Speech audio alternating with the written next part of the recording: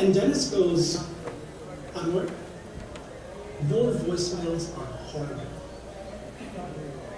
You ramble, you are unstructured, and I have no idea what you're trying to convey to me. In fact, to make it worse, Dennis goes, I delete your voicemails before even listening to them. Wajid, I hear you laughing. And I'm sitting there thinking, I was impressing this guy. And he tells me not to leave another voicemail until I figured out how to do it right. So like I said, this is the year 2000. This is when colleagues of mine are getting their offers rescinded. People are getting laid off.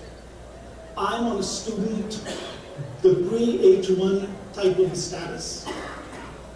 And I am crushed because that partner decides how far you're going to go. And I'm sitting there in that moment, looking at that chocolate cake, which doesn't look that good anymore, thinking, I'm not sure if I even have a job. And I'm certain I'm not getting promoted. So let's fast forward a few years. This is actually not that far in the background. 6-7 years ago, I'm a director at Google. We've just come off of a really tough year-long project. I'm here in Mountain View. It's a beautiful day like this. You gotta love living in California. And I'm feeling good about myself. That is a constant thread of my work. Feeling good, having food. It's the secret to my fitness. And, we've come off of this project. It's been a year long and it's been a tough one. We've launched a new sales program, something that's never been done at Google before. It's been very difficult to get everyone aligned. And there has been a lot of resistance that we've had to overcome. But it's been launched, it's working well, and I'm feeling good about myself. And then I get a call from John. He's the VP in EMEA at the time. John calls me, which is quite unusual. At that point, he's probably sending me an email, but he calls me. And he says, Anwar, I know 3 people at Google who never get upset at anything. And you've managed to upset all 3 of them in 1 week. Wajid, you're laughing again.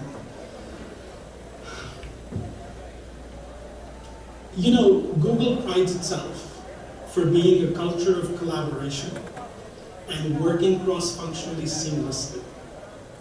When a senior person calls you up and tells you that's how you've messed up, that's like the kiss of death. You sit there and you go, I'm never going to recover from this. This is going to be very career limiting at a company like Google. I tell you these stories. I know you came here for tips for success, perhaps. I don't know. Now I'm telling you how to fail. I tell you these stories because shit happens. Okay? You make a mistake or many mistakes. You get unlucky. And sometimes it feels like God is actively trying to punish you. And that's okay. It's okay. Anticipate it and work with it. My father passed away a couple of years ago. He used to maintain a notebook of famous quotes that he had heard, that he would read out to us kids. And somewhere on the first page, right at the top, was a quote that said, our greatest glory is not in never falling, but in rising every time we fall. And all of you have probably heard a version of that quote. As I think about colleagues that I've worked with, peers of mine from business school, from Google, and I think about the ones that have gone the furthest, I think one of the factors that's the most distinguishing about them is their resilience, is their ability to take a fall, to get back up again, dust themselves off, make amends, learn from it, and move on. And I know it's not something that we talk a lot about, but resilience is probably the hardest thing I've had to learn in my career, and something I still continue to work on.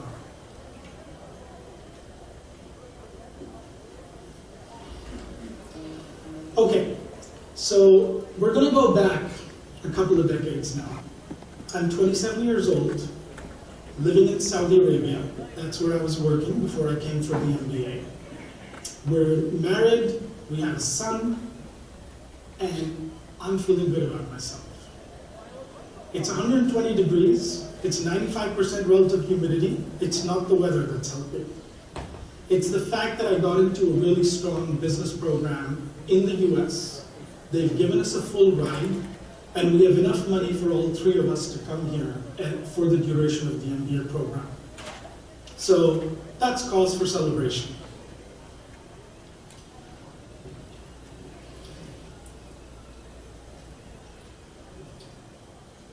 As I'm contemplating my good fortune here, and the ability for all three of us to move to the US and get this MBA, I decided it's a good time to gloat.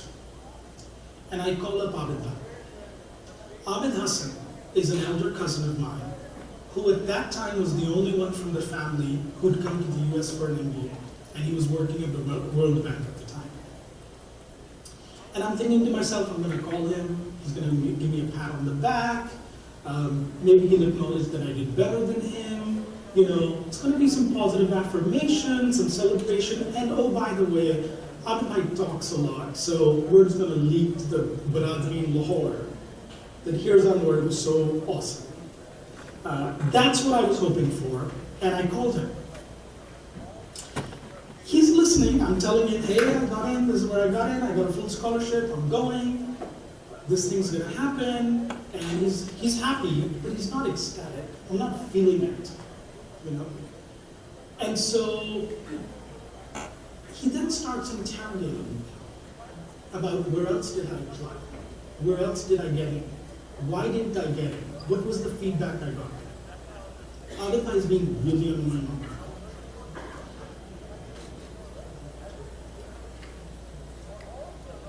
So, I give him the rundown. I said, look, here's all the schools I applied to. This is the one I got into. This is the one that gave me the full scholarship. I got into a couple other schools. They're not that strong in the program. And, some of those snooty schools, they're just not smart enough to recognize my brilliance. He's like, what do you mean? I'm like, like Harvard Business School, they put me on a waiting list, and they dinged me. They're idiots for doing it. I don't need to go there. They didn't reject me, I rejected them. And the conversation pauses, and he says, wait, you got waitlisted at Harvard Business School? I said, yeah, I got waitlisted, but then I got dinged, let's move on. It's not really that good a school anymore. Apparently it's gone down in reputation.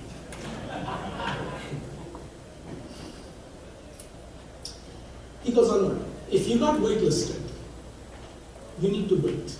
You need to wait a year, you need to reapply, because there's a high probability you might get in next year. And if you get into Harvard Business School, that will be life-changing. This is not why I called him. And by the way, this is when phone calls used to be expensive. Otherwise, it's costing me money, and he's not giving me what I want, which is affirmation, acknowledgement that I'm better than him, and leak the word to the broader relatives back in Lahore. This is what I want. Advice is not what I'm looking for. What he also does not appreciate is that we are weeks from leaving Saudi Arabia. I have resigned my job, and as some of you might know, you have to leave the country within days once you resign.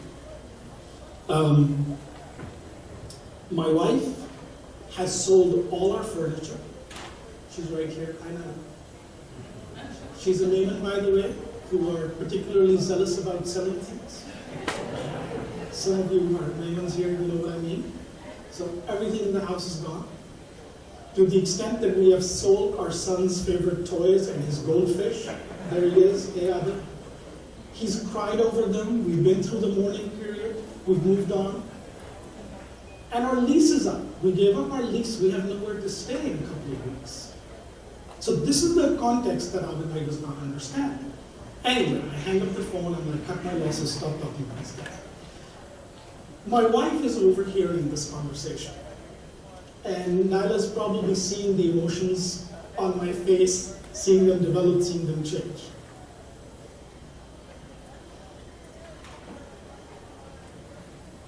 And Nyla says, Anwar, what did he say? I'm like, Nyla, Abhay is the black sheep of the family. Nobody even talks to him. I called him to do a favor to him, so to make him feel loved. Irrelevant what he said. No. What did he say? She can be persistent. I said, he said that we should wait a year, reapply, maybe we could get in, and that would be life-changing. But what does he know? He's a goof. We're not going to listen to him. We're going. All systems go. She stops, thinks, and she goes, we're going to wait. Let's wait a year. Did he say life-changing? I said, he did say life-changing, but I don't know if I trust him. So let's wait a year. She makes me go back the next day and beg for my job back.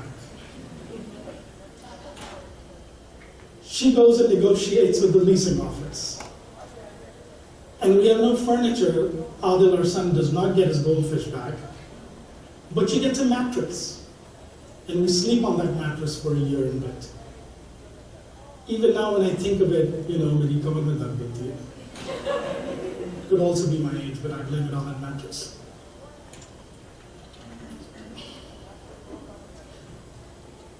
I tell you this story because, we're here, we're talking about networking, mentorship, advice. And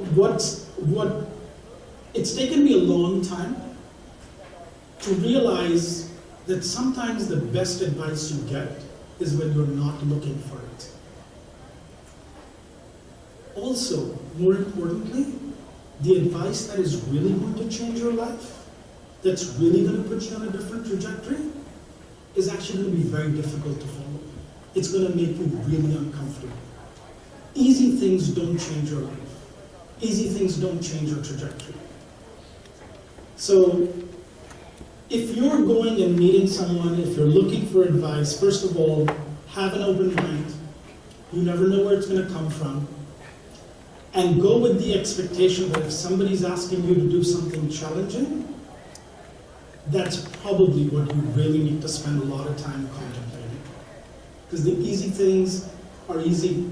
Somebody else would have done them.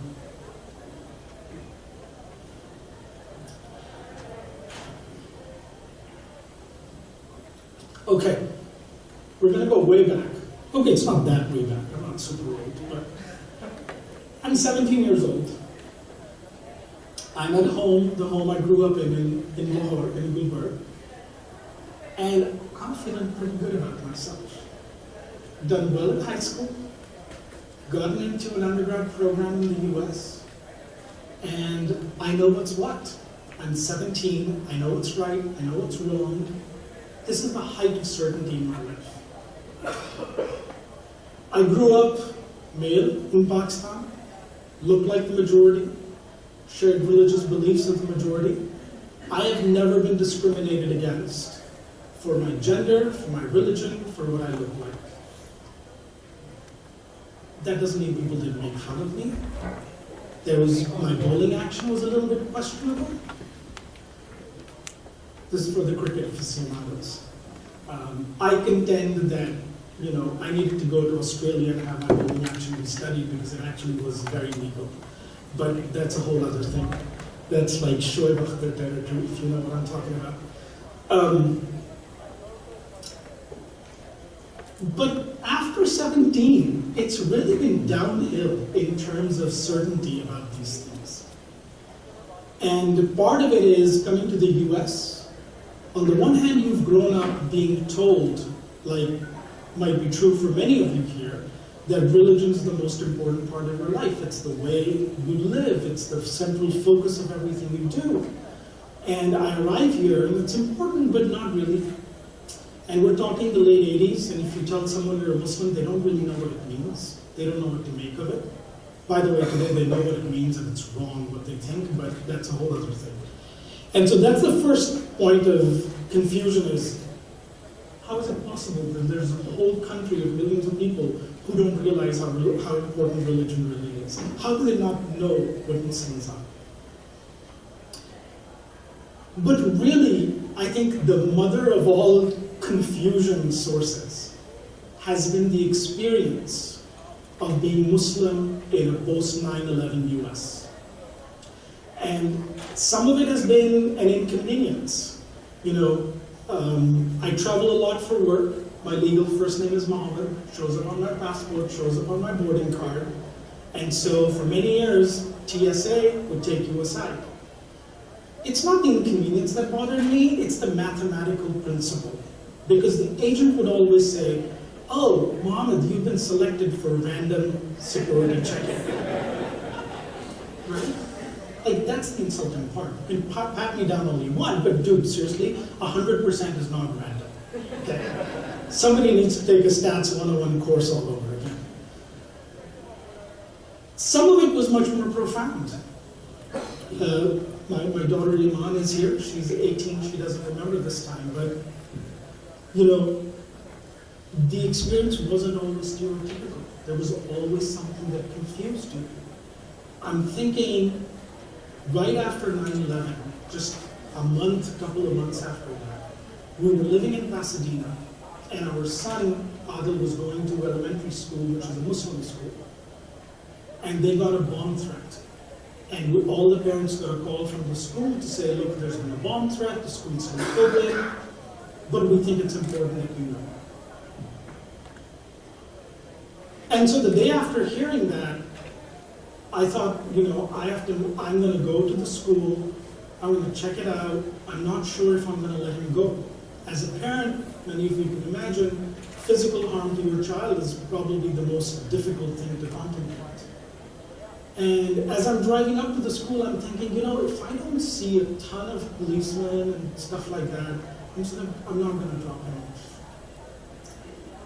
And what I see are church groups, white folks, non-Muslims, by the scores, outside the school, coming up to the parents that are dropping off their children and saying to them, we're here. We're going to be at vigil day and night. Your kids are safe. Leave them with us. It gives me goosebumps every time I think about it. Not the stereotypical experience you would expect. Adds to the confusion.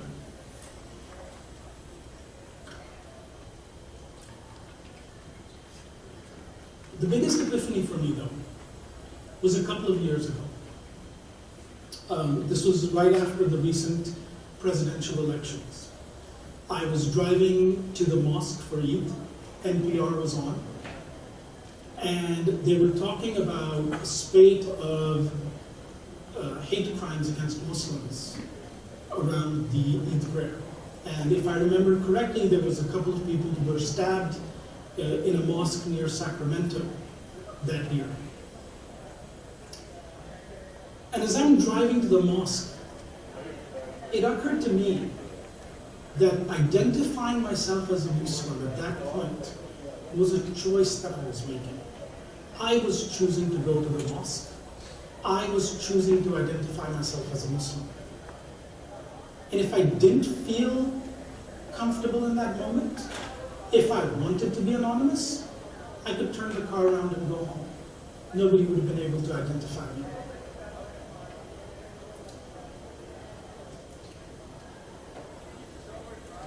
The reason that's an epiphany is because it was really only then that I fully understood the privilege I had. Which, if your skin is of a different color, if your features are of a different race, if you are a different gender, this is not a privilege you have. You can't turn the car around. You can't switch it off. You look like what you look like. By the way, if you wear a turban, if you wear a hijab, if you look a certain way because of your religious beliefs, that's really also not a choice. That's who you are. That's your identity. And I think there were many days before that point when it was easy for me to think about myself as the victim and to think about, oh, there's this whole new level of prejudice that I now have to fight against. But in that moment, I realized, actually, I have it pretty good. People can't really even tell where I'm from looking at me. We live in Los Angeles. I've had numerous occasions of people coming up and talking to me in Spanish, and which I find pretty flattering, by the way. So,